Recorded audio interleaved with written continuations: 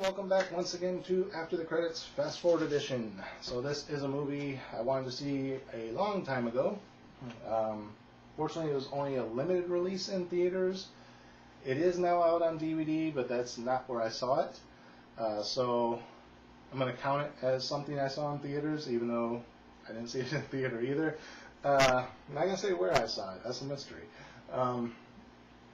I do want to start doing a DVD retrospective of when I do see stuff on DVD as opposed to in the theaters and kind of have that be its own thing. Mostly my hold up on that is, one, all my DVDs are still in storage, except for the handful I brought with me. And two, I haven't come up with a name for the series yet. And I don't want to just call it DVD reviews, although that's probably where I'll start it at some point when I do it. Just like I started this one as movie reviews and then finally transitioned into After the Credits. I'll probably just start it as DVD reviews, and once I come up with a better name, it'll change just like this did. But in the meantime, let's get back to the story at hand. So this is a movie that came out 3 months ago, around April 1st, I believe. But like I said, it wasn't a limited release, so it was really hard to catch it when it was out. Did finally get around to seeing it, and that is Everybody Wants Some. Everybody Wants Some is a period piece based in the 80s about kids going into college on sports scholarships, kind of along the vein of Animal House or Revenge of the Nerds type of thing, although everything in this movie takes place in the week leading up to classes starting. So everyone shows up at campus, gets settled into their dorms or their houses or whatever, signs up for all their classes and everything, and it's like basically the entire week before the first day of class starts. So basically we go through and follow this one house where everyone living in the two houses is on the baseball team for the college. They're all like all states that got scholarships from their high schools, and it's kind of a coming of age story where, you know, you're all state in high school and then you come to this college on a scholarship where everyone was an all state. You're no longer the best on the team, and you kind of have to fit yourself into the team somewhere. Some of the people are sophomores or whatever. There's like 4 freshmen, so it's kind of like I said, that Animal House aspect of bringing in the freshmen, or like PCU or something like that, where you have like someone coming into the school who's never been there before, learning from the other people. And there's no real story to it other than you just kind of follow these characters around for a week, seeing what they get into. Just normal, everyday college life kind of thing, really. Going out, drinking, meeting girls, going to parties, things like that. They kind of jump around through these different genres of where they're going to meet girls. Like, they're going to this regular bar at first, then they go to a disco club.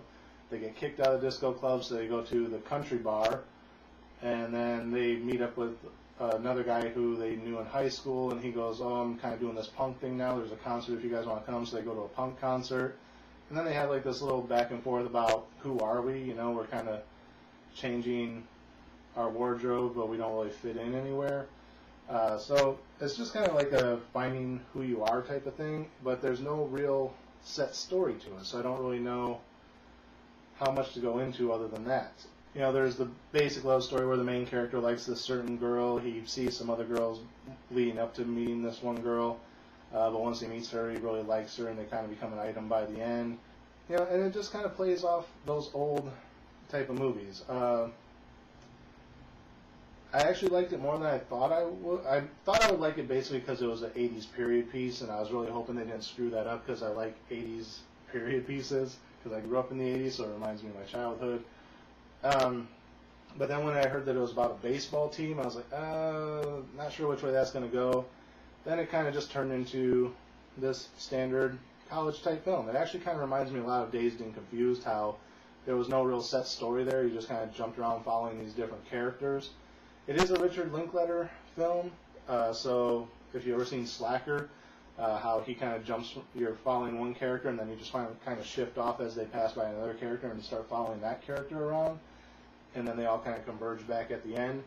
It kind of does something similar to that, except you stay within this house, so you're never too far away from the other people. You just might follow the different story for a few minutes, and then you kind of shift back over to the main character.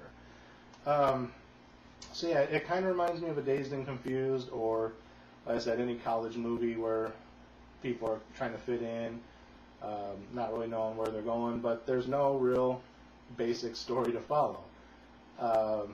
It's just different things happening on the 5-6 days leading up to the first day of school. There's really not a lot of baseball in it. There's like one major part with baseball, and that's when they have their first preliminary like batting practice scrimmage type of thing, and that's just to kind of get warmed up for the start of the practice season. But other than that, there's like hardly any baseball in it at all. So yeah, did I like the film? Yes, I did. Would I recommend it if you're like me and you like 80s period piece type of things, or things from the 80s like Revenge of the Nerds or things like that? You'll probably enjoy it. If you're going into it expecting a strong story, there's not one, but it's still fun just kind of watching everything play out. Yeah, so I would recommend it if you like those type of things. If not, maybe not. Maybe it's not your cup of tea. What would I give it as far as a star rating? I'm going to give it a 3.5. Overall, as much as I enjoyed it, it is still just kind of a basic middle-of-the-road movie. But there was no real story structure, but it was easy to follow, even though there was nothing really going on. And I kind of enjoyed that aspect of it, because it's kind of like just living your day-to-day life. Like, right now you're just kind of sitting here watching me, and then in a minute you'll be over talking to somebody else, and then you might be on the phone with somebody, so you kind of jump around through different moments in your life, and that's kind of what this movie does. It doesn't need a story. Your life doesn't really have a story. We're not playing out to a certain goal of you watching me. You're just watching me. And that's basically what this movie is about, is you're just watching people do things. So for that aspect, because I was able to enjoy a non-story like that, it gets a little bit above a middle of the road from me, and that's why I'm giving it a 3.5 instead of a 3. Not quite good enough to be a 4. If it had a story structure, I might have given it closer to a 4, but yeah, just as much as I like the non-story, it kind of fought against it too. Okay, so this is getting over 7 minutes. I was trying to keep the fast forwards under 5, so I'm going to wrap this up now. That is the end of this review. As always, thank you guys for watching. Remember, like, comment, rate, subscribe, share the video. Links are in the description and up here in the corner. And until next time, we will see you after the credits.